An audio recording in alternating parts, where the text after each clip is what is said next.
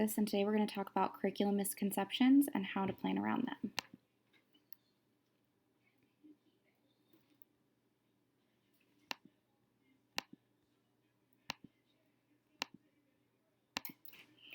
So the first thing I want to go over is our agenda. We're going to define what misconceptions in curriculum are. We're going to combat misconceptions.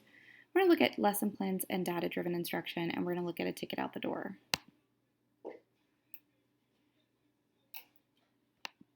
Misconceptions in curriculum occur when a teacher specifically does not understand the extent of the benchmark. It leads to a lack of student understanding and a lack of learning. However, we can counteract these misconceptions by focusing on the resources we use, using data-driven instruction, meaning that we are tracking our students' development over time, and paying special attention to benchmarks and their clarifications. Now, this is especially important in the secondary sector because the secondary realm has a lot of stacking standards. And the idea is that these students are coming to you with a certain level of knowledge. However, we don't always know that they do come to us with that knowledge. So we really got to be hyper aware of what the entire benchmark is looking to cover.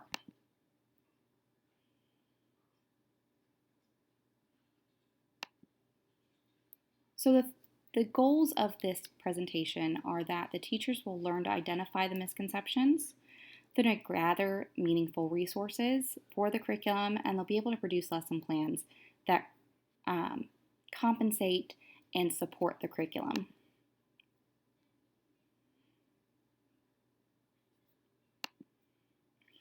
I'm just using an ELA benchmark. I am traditionally an ELA teacher, and I focus mostly in 8th grade. So I chose this benchmark because you can clearly see that the breakdown is very detailed. The benchmark itself is pretty straightforward. Analyze the interaction between character development, setting, and plot and literary text.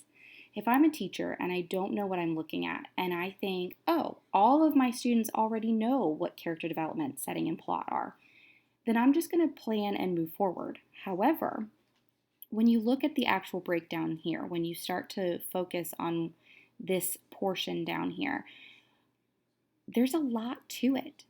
In order to plan effectively for this, you have to know what the 7th grade benchmarks are, but you also need to know what the 9th grade benchmarks are. You need to know what the students have already seen versus what they should be seeing in the future. It's important to think about your vertical alignment and how you can use that to guide your lesson plans. So there are a few things that you can use, some resources. Nearpod is a great resource. It is already pre-aligned to benchmarks, and you can manipulate the assignments. You can either add to them or take away. You can control mini lessons. I found it works really well for ELA and civics. Legends of Learning is specifically geared towards math and science, and it has some great interactive games. It also is really good as a review tool. And then another option is to set up centers or small groups within your classroom that you can provide student-led tutorials where you give them an opportunity to teach each other. This provides an opportunity for remediation. It also helps you identify where the students are falling behind and gives you a quick chance to fix some of those misconceptions within the students that could be holding them back in the curriculum.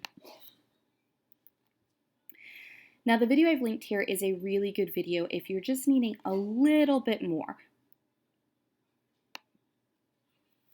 If you were guiding a group of teachers through this professional development, at this point, you would have them group into groups of 2 or 3. And you want them to look at set benchmarks. So ideally, you would be having these teachers work through the professional development with teachers that teach the same content. You're going to give them some of the harder benchmarks, some of the things that you know are going to have misconceptions in them. And then you want them to create mini lessons. You want them to make sure that they are able to break down the benchmarks entirely and start building assignments around them. It's important that your teachers know that when they are building these lessons, they also are thinking about what their students are going to be doing. What is the why? What is the purpose of the assignment? It's very easy to create lessons that are simple and fill some time, but we want to provide equitable learning experiences, and we want to make sure that we're reaching every student to every extent of the benchmark.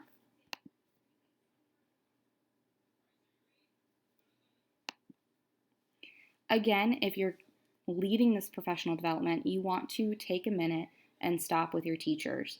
Give them a chance to, as the whole group, look at the benchmarks that you're going to go over.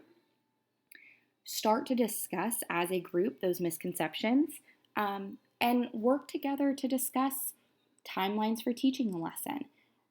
What sort of resources can they use? Does a teacher in the room already have a resource that has worked in the past? Really give teachers the opportunity to collaborate here. This really allows you time to make sure that teachers are getting active feedback as they're building lessons, things that they can use in the future.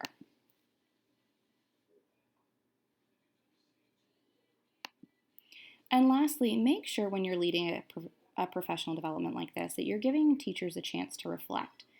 So I always recommend a parking lot. It's easy, it's kind of fun, it gets people moving. Have them write down their last minute questions on a sticky note, put it someplace that you can refer back to, and then as the administrator, you can go back and answer those questions in one solid email. You might find that there's a lot of the same questions, and maybe you need to clarify that a little bit further, but it's a good reflection for you. I also always try to make sure that when I'm leading a professional development, I give teachers the opportunity to walk away with more experience. So I set up time and I make myself available for them to come for more. I leave a sign-up sheet in the front that gives teachers the opportunity to say, hey, like I need a little bit more one-on-one time with this, or can I stop in? Giving everyone the opportunity to take as much away from the professional development as they need to. And there you go. That's really the basics of how to gear yourself for this professional development.